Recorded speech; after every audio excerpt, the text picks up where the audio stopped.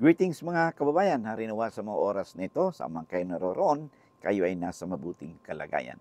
Alright, ang ating pong channel isa pong Legal and Public Service Program inyong lingkod in collaboration with Integrated Vat the Philippines, Manila 4th Chapter. Paalala lang po, ang ating muna pag-usapan, pinag-usapan na pag-usapan na ay wag po niyong maituring isang legal opinion, bagkus consider discussion for information and academic purposes only.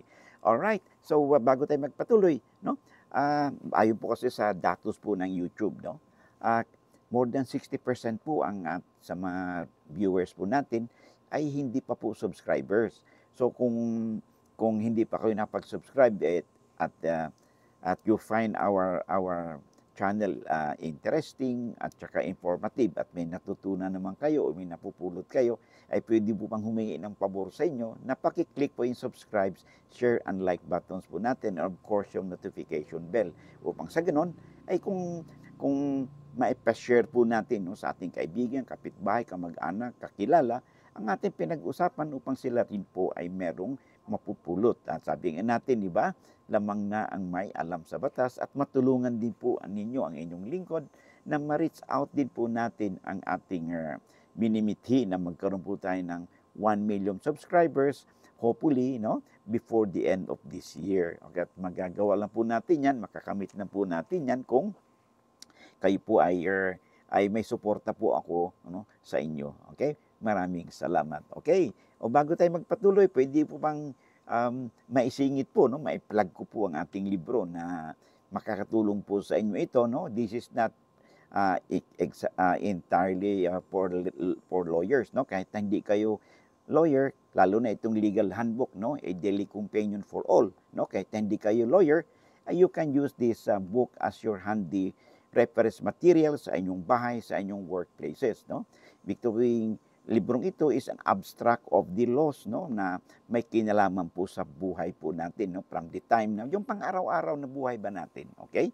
From the time na tayo ay pinaglihi, nanganak tayo, okay? At nagkaroon tayo ng pamilya, lahat po, nag-asawa and all these things, at saka suporta, at nagkaroon ng mana, titulo ng lupa o pagpatitulo ng lupa, pagtrabaho natin, tungkol naman sa land reform, ay nandito po ang abstract na batas na yan na makakatulong po sa inyo kung kinakailangan.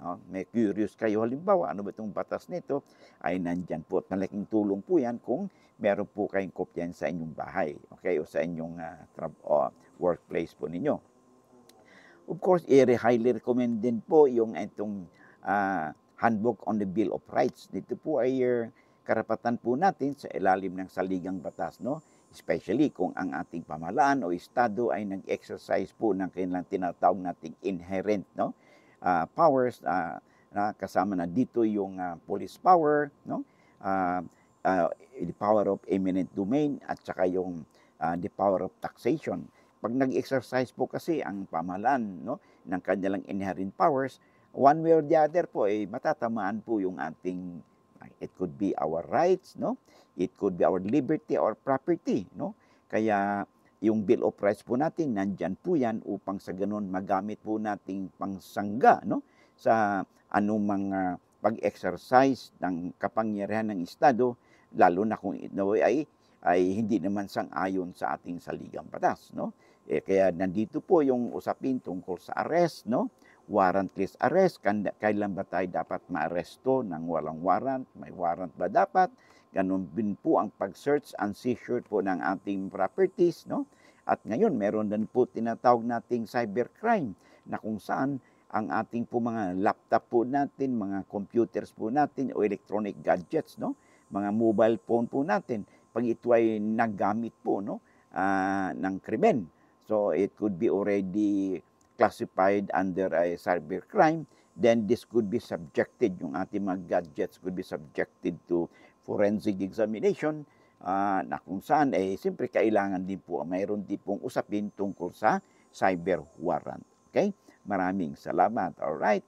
Of course, sa mga panyeros po natin, kung wala pa kayong SIPRA, the Code of Professional Responsibilities and Accountability, abay mag-order na po kayo sa Central Books. You can order online or you can go to their stores, no? Mayroon silang branches sa Makati, Manila, Mandaluyong, Quezon City, and the branches too in the province sa Davao at saka sa Cebu. Okay?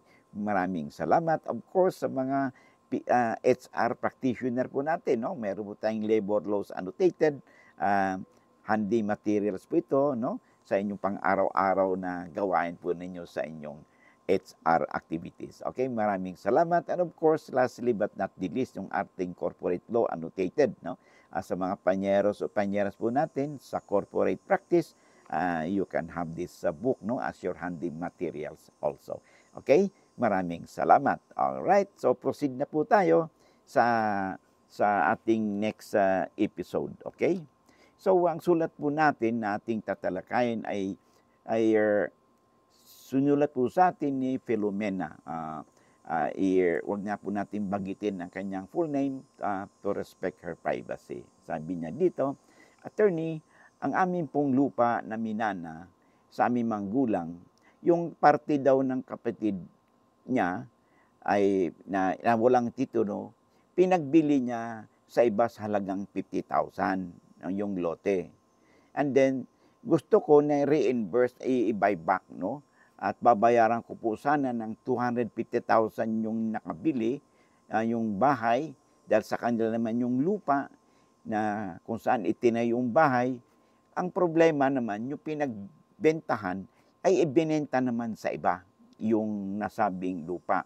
At yung lupang ito ay sinasabi niya ay ito ay bahagi ng kanilang mana na kung saan ay ang tanong niya ngayon wala naman daw silang alam na nagkaroon ng bentahan, no? Ang tanong niya ngayon paano ba yun? Pwede ba niyang mabawi yun sa bagong nakabili yung lupa, no? At gusto pa daw niyang maaari bang mahabol ito, no?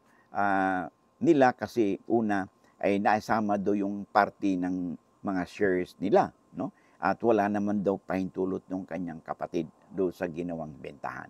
Okay? Una, so, sa tulad ng sabi natin lagi, okay? Ang pag hindi pa kayo nagkaroon ng partihan dyan, no?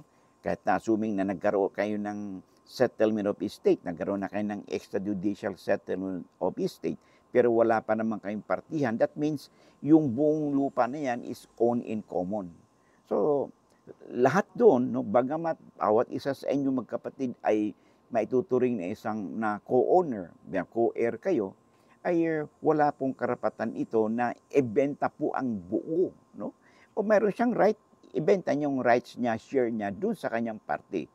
Pero doon sa bentahan ng buong lupa ay wala po at ito po ay may tuturing na hindi po valid, no, insofar as yung excess, no, ng kanyang karapatan o parte ng kanyang mana. Ngayon ang tanong pwede bang mabawi? Okay, ganito yan. Assuming na legit ang naging bentahan ng kapatid mo, valid lang yun doon sa kanyang share lamang. Okay? Doon sa hindi niya share, no, lampas na limbawa, 20% lang yung share niya dahil hindi naman kayo nagkaroon pa ng partition, well, hanggang 20% lang siya. Pero ang question kasi dyan saan doon ang 20% na sinasabi kasi wala pa kayong partition. So that could be an issue. Another is, kailangan kasi kung mabawi nyo yun, okay? Kailangan patunayan nung bumili, okay?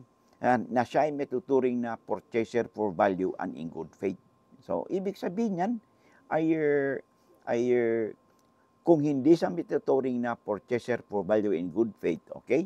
Pwede po ninyong habulin yan. Pero kung mapatunayan niya na a purchaser for value and in good faith siya, okay? Ay hindi na po ninyong mababawi ito, okay? Hindi na po yung mababawi ito, ang inyong course of action na lang ay doon sa kapatid ninyo. Pero base sa kwento ninyo, maaaring hindi sa yung nakabili, yung pinagbentahan, maaaring hindi siya mituturing na purchaser for value in good faith. Kasi una, ay wala pa naman kayong partition. Okay? So dapat alam, he should be aware of this. Okay? So, kaya insofar as ang tsansa na mabawi po ninyo, no, yung nasabing lote, okay, doon sa nakabili, na saan pinagbili niya, okay, ay malaki po ang tsansa na mabawi po ninyo ito kasi hindi naman po kayo nakakaroon pa ng tinatawag nating partition. Okay? And then, I could not, base doon sa limited facts po natin, ay hindi po natin, wala po akong nakikita dito na isang indication na maituturing na buyer in good faith, no?